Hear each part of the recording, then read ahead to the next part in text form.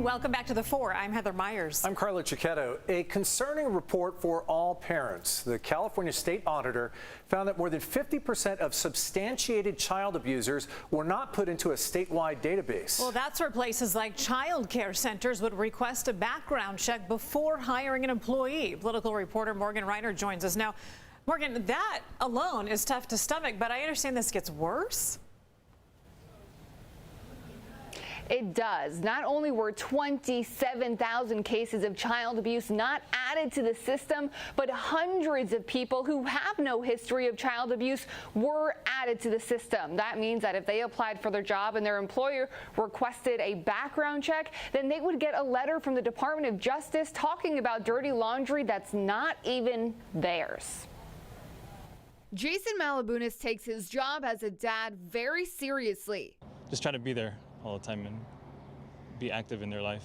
As much as he'd like to have eyes on them 24/7, his kids go to school, play sports, and participate in other activities. I think there should be some kind of uniform background check with all the jobs that have access to working with kids. There is a background check, but the California State Auditor found that just from 2017 to 2021, 52% of cases recorded on the county level were not put into the statewide Child Abuse Community Index. Authorized users of the system can request child abuse background checks to aid them in making decisions about hiring individuals to work at daycare centers or group homes, or when they need to place a child in someone's custody, such as with foster parents or adoptive parents.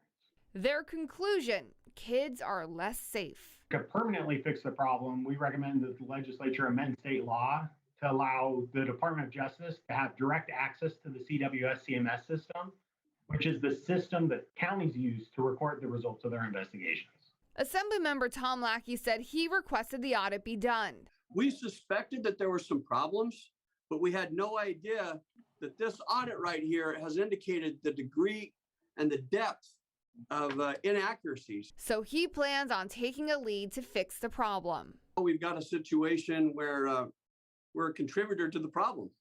The system that we have in place that we've been relying upon is very unreliable. And that's very hurtful, and it's a betrayal of trust.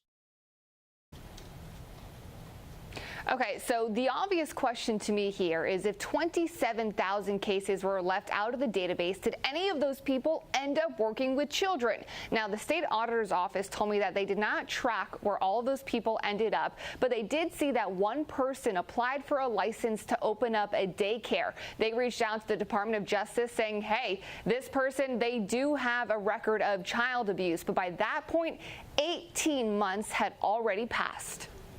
Oh boy, Morgan, it sounds like we're just starting to peel back the layers on this one. What's the response right now from the DOJ?